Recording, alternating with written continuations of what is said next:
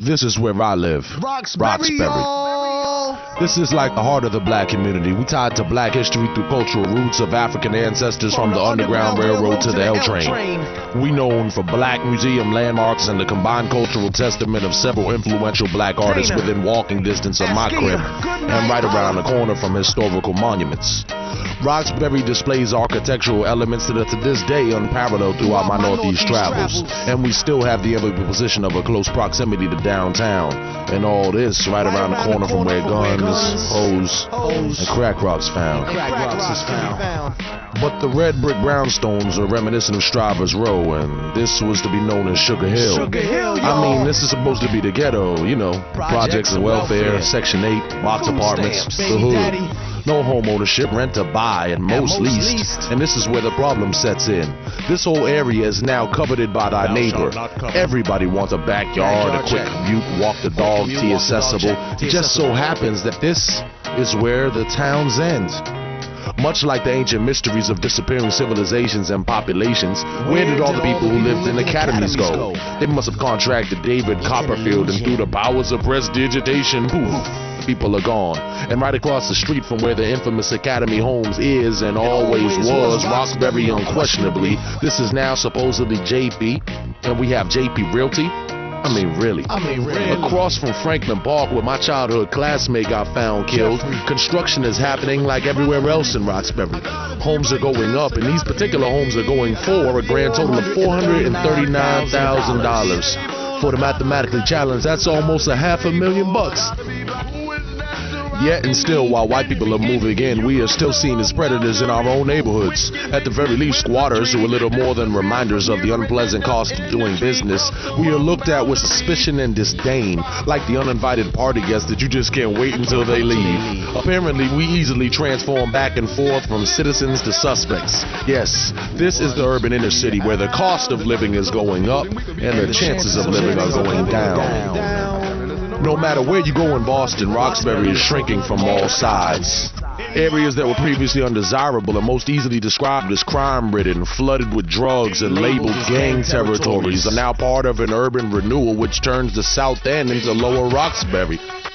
Mattapan is leaking into Milton on the one side, and Mattapan and Dorchester are merging with Roxbury. The Blue Hill Ave initiative, which seeks to connect the suburbs and inner city to downtown via Blue Hill Ave, has turned the area into an empowerment zone.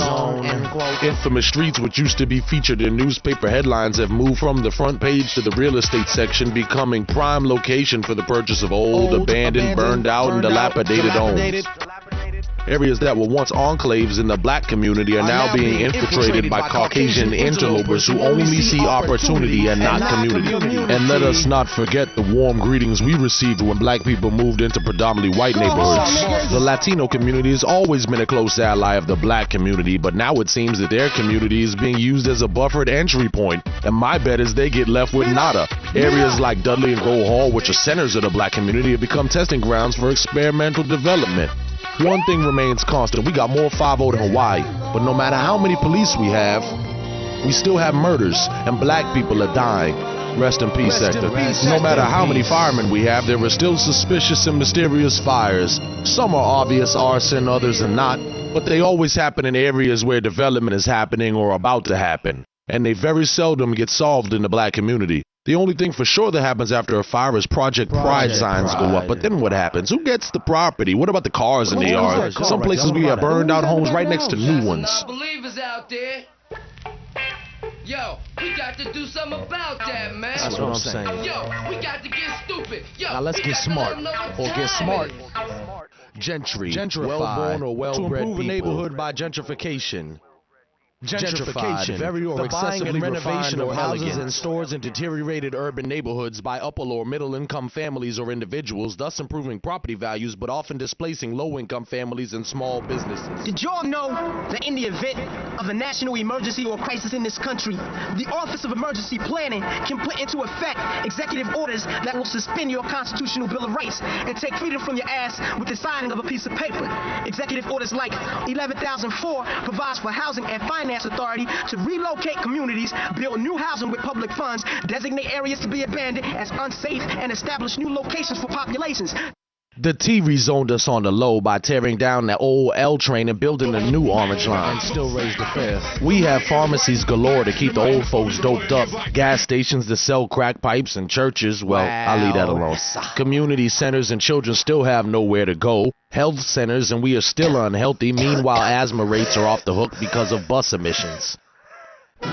It's a mad dash to find housing in Boston. Properties are quickly being snapped up faster than you could say sold to the highest bidder. And most property for sale in the black community is out of the financial reach of most black people. Life goes on as usual for the people of the city. Unbeknownst to them, their home sweet homes may be in jeopardy due to backdoor dealing, block busting, and that innocent little white guy with the clipboard. In any event, all of us should begin to prepare for a sudden and unexpected move. But it could be worse. We could live near the airport. Please come to Boston for the springtime. I'm staying here with some friends and they've got lots of room. Roxbury, y'all. Roxbury, y'all. Humboldt Ave. Humboldt. Eggleston. Grove Hall. Dudley. Grove Hall. Four Corners. Cheney Street. Orchard Park. Leave it up to me while I be living proof to kick the truth to the young black youth. You heard? You heard?